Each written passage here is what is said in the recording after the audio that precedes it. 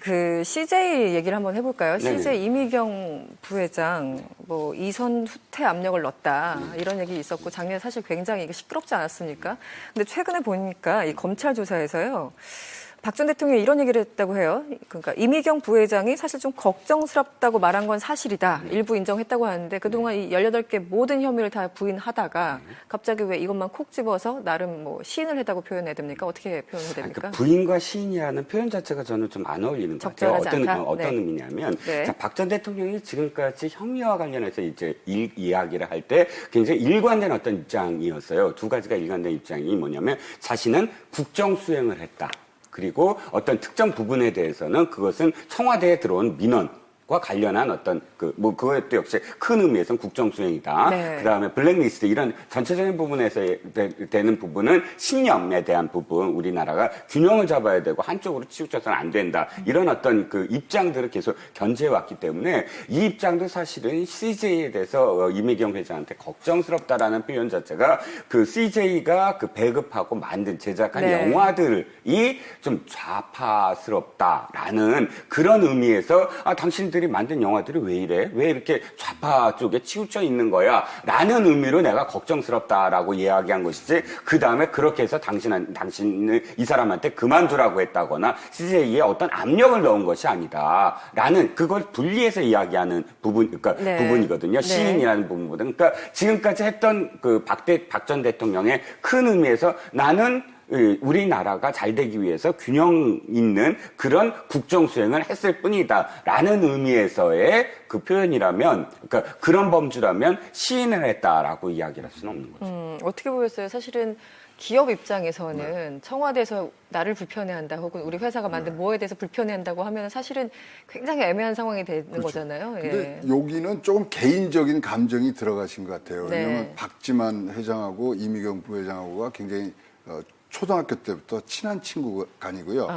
어렸을 때부터 박근혜 이제 누나로서 같이 노는 거 봐주고 그런데 말씀하신 대로 뭐 그런 조금 좌파 색깔의 또는 이 우파의 정권에 좀 도움이 되는 영화들을 좀 해줬어야 되는데 그런 개인적 감정이 밑에 깔려 있다는 걸 좀 이해를 하시고 걱정스럽다는 게 좀 더 많이 도와줄 수 있는데 뭐 그런 영화들이 나와서 이제 흥행이 되고 그러니까 그런 차원에서 저는 좀 보고 싶습니다. 네. 그러니까 저는 지금 박근혜 전 대통령이 지금 뭐 삼성이니 이 롯데니 그다음에 뭐 두 재단 할 때 우리 이제 그 재벌들한테 돈을 받는데 뭐 저는 박 전 대통령이 여기에 대해서 두둔할 생각은 추호도 없고요.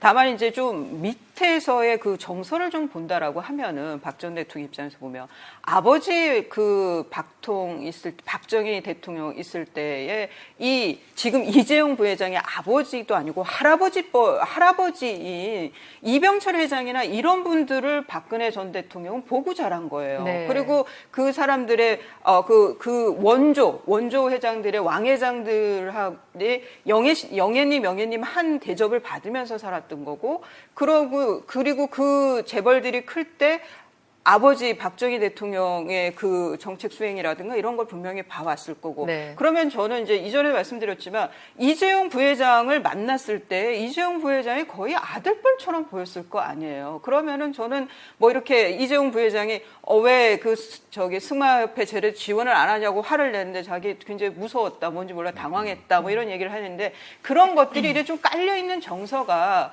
좀 배경은 그런 것들이 좀 그런 걸 고려하면서 좀 이 사안을 이해를 하는 것이 좀 더 객관적인 사실이라든가 상황 파악을 하는데 좀 더 정확하지 않을까, 좀 합리적인 추론을 하는데 더 적합치 않을까 이런 생각도 저는 좀 들었습니다. 이 최순실 게이트. 일단은 두 분 말씀 저는 이제 공감을 하는 게 그것을 객관적으로 이렇게 바라본다라는 의미가 어떤 의미냐면 박 전 대통령이 사실 지금 걱정되는 부분이 있어요. 그러니까 뭐 걱정되는 부분이 어떤 부분이냐면 이상철 변호사 등 뭐 많은 변호사를 또 영입을 했지만 그럼에도 불구하고 정말로 법리 다툼을 할 수 있을 만큼의 정말 지금 변호인단의 지원을 받고 있느냐. 지금 이재용 부회장만 해도 뭐 태평양 이 법무법인 등 어마어마한 사실 그 변호인단을 찌푸리고 있지 않습니까? 그런데 사실상 지금의 어떤 경력, 그 변호인단의 경력을 보면 검찰, 뭐 판사 이 출신들이 그렇게 많지도 않을 뿐더러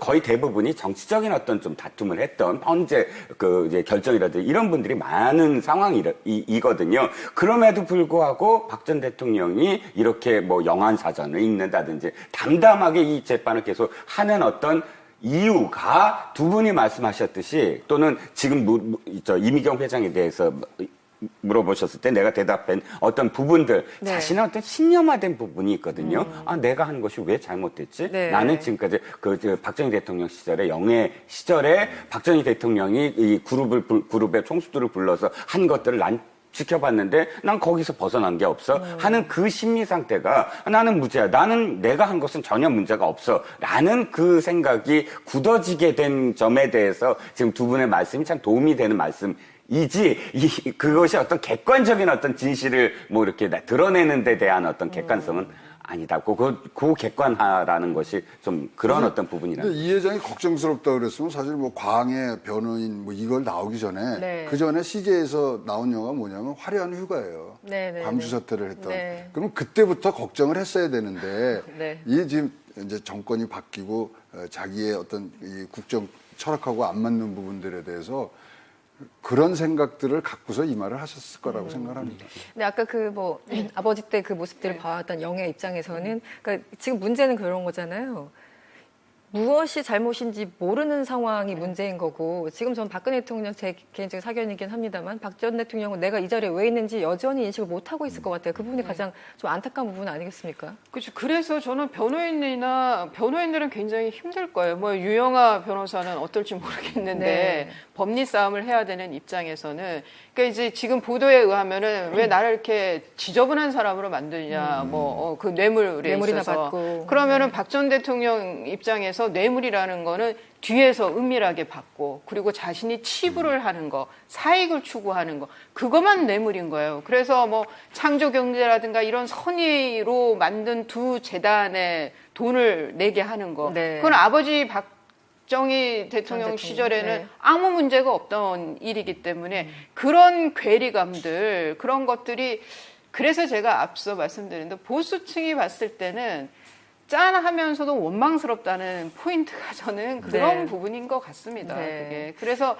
아마 그 수사하는 검사는 굉장히 답답했을 거고요. 네. 변호를 하는 지금 변호인들도 이걸 그 피고인에게 그러니까 박 전 대통령에게 이해를 시켜야 되는데 네. 이게 지금 불가능할 거예요. 네. 아마. 지금 말씀하시는데 그 박근영, 그러니까 박 전 대통령의 동생이죠. 박근영 씨가 재판정에 법안에 도착했다라는 소식이 들려오고요. 지지자들이 상당히 많이 그 결집한 그런 상황인 것 같습니다.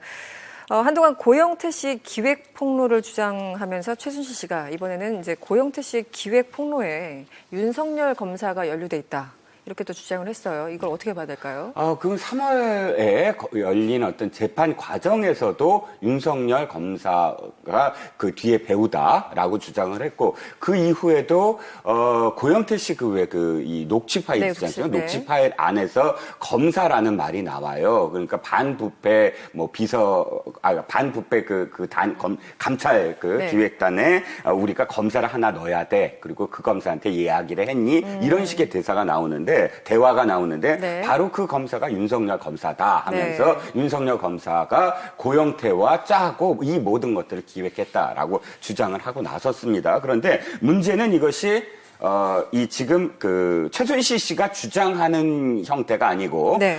지금 변호사가 질문하면서 답이 나와요. 그러니까 유도하는 듯한 어떤 모습이에요. 네. 그러면 변호사가 왜 그것을 질문을 했을까? 어쨌든 이것이 사실이든 아니든 그런 어떤 이 상황이잖아요. 이게 윤석열과 고영태가 처음부터 이걸 기획을 해서 몇 년 전, 한 2년 전부터 기획을 해갖고 이 모든 것들을 덫을 놔서 최순실이 거기에 엮여서 들어갔다. 마지막에는 박 대통령까지 엮였다. 이 스토리인데 문제는 이게 언제 나왔냐는 거죠. 이 이야기가 나오기 시작하는 건 윤석열 검사가 수사팀장으로 발탁된 이후부터 이야기가 나오기 시작해요. 네. 그러면 수사팀장으로 발탁됐을 때부터 사실 언론 보도가 어떻게 나오냐면 일부 언론에서 보도가 어떻게 나오냐. 현 정권에 의해서 좌천된 사람. 네. 이 현 정권에 대한 수사를 맡게 되면 사감이 들어갈 거 아니냐 네. 이렇게 표현돼요. 그러니까 윤석열 검사는 당시에 국정원 댓글 농단 사건과 관련해서 수사를 이 지휘를 하면서 네. 국정원도 압수수색을 하고 보고도 없이 그리고 또 수사 외압을 받았다고 폭로를 해서 아예 고검으로 좌천을 당한 인사거든요. 그게 네. 알려져 있잖아요. 네. 그러면 이 스토리가 이렇게 되죠. 윤석열 검사는 현 정권에 지금 사감을 갖고 있다. 그래서 어떻게든 이것에 대해서 복수를 노리는데 그 복수를 하기 위해서 고용태라는 사람과 손을 잡고 이 모든 것을 기획을 했다. 기획을 해서 박근혜 대통령까지 엮었다라고 스토리가 시나리오가 딱 잘 짜여진 시나리오가 네. 완성이 되거든요. 네. 그렇기 때문에 서울중앙지검장까지 됐으면 이미 중앙지검장이 공소 유지를 위해서 된 거 아닙니까? 그렇다면 앞으로의 어떤 재판에서 이게 중앙지검장이 지금 이끌고 있는 이 검사 못 믿겠다. 라고 주장할 수 있는 근거를 마련한 거죠. 네. 어쨌든 재판부가 당시 이 주장에 대해서 근거가 없다면서 발언을 제지하기도 했다고 합니다. 그 CJ 얘기를 한번 해볼까요? 네네. CJ 이미경 부회장 뭐 이선 후퇴 압력을 넣었다 이런 얘기 있었고 작년에 사실 굉장히 이게 시끄럽지 않았습니까? 근데 최근에 보니까 이 검찰 조사에서요. 박 전 대통령이 이런 얘기를 했다고 해요. 그러니까 이미경 부회장이 사실 좀 걱정스럽다고 말한 건 사실이다. 일부 인정했다고 하는데 그동안 이 18개 모든 혐의를 다 부인하다가 갑자기 왜 이것만 콕 집어서 나름 뭐 시인을 했다고 표현해야 됩니까? 어떻게 표현해야 됩니까? 부인과 당신을 이 사람한테 그만두라고 했다거나 CJ에 어떤 압력을 넣은 것이 아니다라는 그걸 분리해서 이야기하는 그러니까 네. 부분이거든요. 네. 시인이라는 부분보다. 그러니까 지금까지 했던 그 박 전 대통령의 큰 의미에서 나는 우리나라가 잘 되기 위해서 균형 있는 그런 국정 수행을 했을 뿐이다라는 의미에서의 그 표현이라면, 그러니까 그런 범주라면 시인을 했다라고 이야기할 수는 없는 거죠. 어떻게 보였어요? 사실은 그러니까 균형을 잡아야 되고 한쪽으로 치우쳐서는 안 된다. 이런 어떤 그 입장들을 계속 견제해왔기 때문에 이 입장도 사실은 CJ에 대해서 이미경 회장한테 걱정스럽다라는 표현 자체가 그 CJ가 그 배급하고 만든 제작한 네. 영화들이 좀 좌파스럽다라는 그런 의미에서 당신들이 만든 영화들이 왜 이래? 왜 이렇게 좌파 쪽에 치우쳐 있는 거야? 라는 의미로 내가 걱정스럽다라고 이야기한 것이지 그 다음에 그렇게 해서 당신한테 업 입장에서는 청와대에서 나를 불편해한다 혹은 우리 회사가 만든 뭐에 대해서 불편해한다고 하면 사실은 굉장히 애매한 상황이 되는 거잖아요. 예. 근데 여기는 조금 개인적인 감정이 들어가신 것 같아요. 네. 왜냐하면 박지만 회장하고 이미경 부회장하고가 굉장히 초등학교 때부터 친한 친구간이고요. 그렇습니까? 어렸을 때부터 박근혜 이제 누나로서 같이 노는 거 봐주고 그런데 말씀하신 대로 뭐 그런 조금 좌파 색깔. 시인이라는 표현 자체가 저는 좀 안 어울리는 것 같아요. 적절하지 않다? 어떤 네. 의미냐면, 네. 박 전 대통령이 지금까지 혐의와 관련해서 이제 이야기를 할 때 굉장히 일관된 어떤 입장이었어요. 두 가지가 일관된 입장이 뭐냐면, 자신은 국정 수행을 했다. 그리고 어떤 특정 부분에 대해서는 그것은 청와대에 들어온 민원과 관련한 어떤 그것도 역시 큰 의미에서는 국정수행이다. 네. 그 다음에 블랙리스트 이런 전체적인 부분에서 되는 부분은 신념에 대한 부분 우리나라가